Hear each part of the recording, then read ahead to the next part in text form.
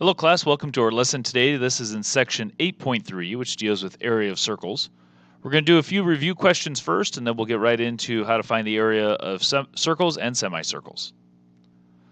First question we're going to look at is just some simplifying. So the first thing to do here is to make sure to not take 17 minus 2. We can't subtract before we do multiplication.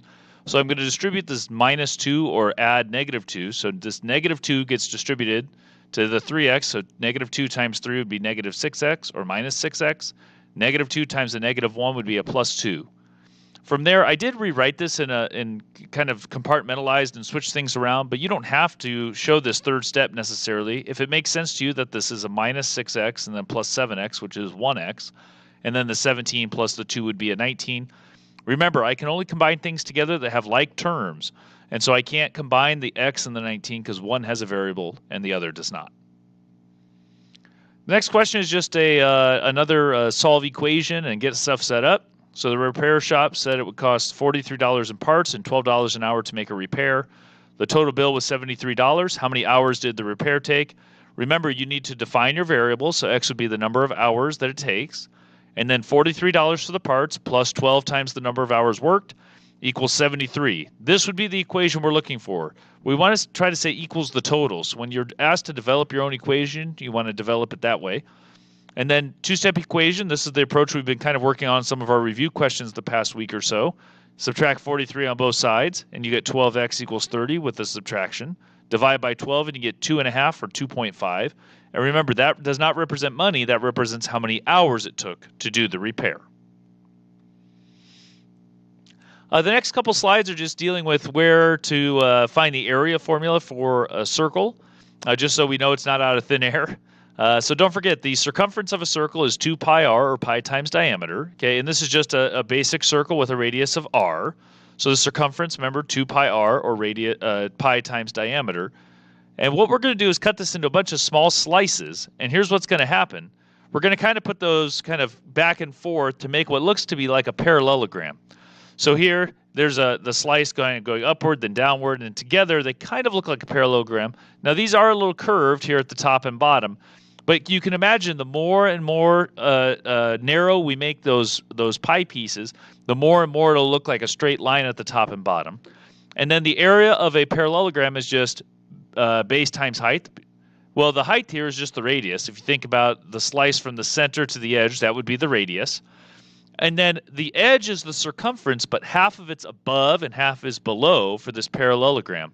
And so it's half the circumference, which would be half of 2 pi r.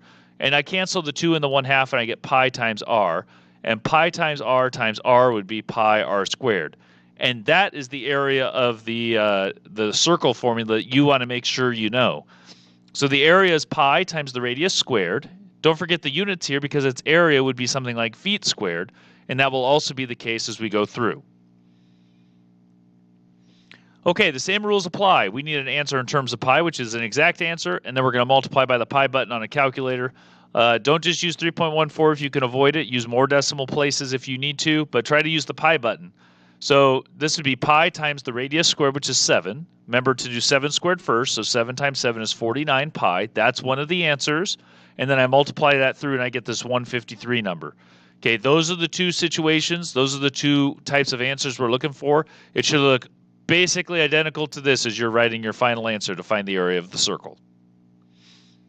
The next one, the biggest mistake, is that you have the diameter here, so you have to cut that in half to find the radius. So it would be pi times 13 squared. 13 squared would be 169 pi, and then multiply the pi in to get this 530 number. I'm just going to the nearest hundredth here. If you use 3.14, it's going to be slightly different, so that's why we want to make sure we're exact on our answers as we're looking at those situations. The next question is the same thing, just without a picture. It says find the area given the diameter is 28 meters. So if they give you the diameter, you have to work backwards. So that would be 14 squared, which is 196, okay, because you need the radius, not the diameter. And the 186 pi would be the first answer that you want, and then multiply by the pi button on your calculator, and that would give you those 615.75 square meters. Remember to make sure you're doing the radius squared, not the diameter squared, as you're looking at these questions. The next question is that semicircle again. The area is actually pretty easy. It's just pi r squared, but then divide by 2 or times a half. So r squared would be 11 squared times a half, or divide by 2 would be 121 over 2 pi. I could also write that as a decimal as 60.5 pi, and then multiply that through to find the decimal answer. The perimeter should be a review of what we did before. It's half of a circumference plus the diameter. Okay, so it's half of pi times 22 because 22 is the diameter, and that would be 11 pi plus 22 because I need the distance around. So I did the half circle circumference and then the distance of that of the diameter, and I add those together to get to 56.56 number in terms of centimeters. Also notice that the area is centimeters squared, whereas the perimeter is just centimeters. So those would be two things that you'll also want to look at when it comes to the labeling of the area versus the perimeter. The next question is just a word problem, but it's actually the exact same setup as the last slide.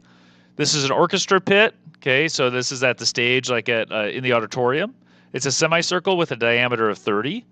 How much square feet of flooring would you need to cover the pit? That would be an area question. So you got to find the area, which would be pi times the radius squared. Notice I did 15 squared, not 30 squared. And then I need to divide by 2 because I need half of that number. So 15 squared and then divide by 2. This is where I get this 112.5 pi, and then multiply that through. Because if I go into the store and say I need 112.5 pi square feet of flooring, they're probably going to say, I don't know what that is exactly. Let's multiply it through. And so I need a decimal number here, and so I get just over 350 square feet flooring that I would need. If you want to do rope lighting around the whole area of the pit, that's the same exact scenario as this last one to find the perimeter of the half circle. And so that would be the same here for the semicircle. So it's going to be 30 plus half of the circumference. So that'd be pi times 30 and times a half, which would be 15 pi. And then plus the 30, that'll give me 77.12 feet for my final answer there. And so you just want to make sure that it's 1/2 pi r squared for the area of the semicircle, but you got to add in the diameter for the perimeter of the semicircle because it needs to be added in there. Okay, when you're doing your homework today, there's a good amount of questions that just say find the area and do those things. You want to make sure you have two versions of the answer. That's what I'm going to be looking for, or your teacher will be looking for when it comes to some of these scenarios. We need the exact answer with the pi symbol in it, and then the decimal answer after you've multiplied it through together. Please keep those things in mind as you're doing your homework. And then don't forget, there's going to be some questions that kind of intermix circumference questions versus area. You got to make sure you know which formula to do in each situation. Have a good day, everyone.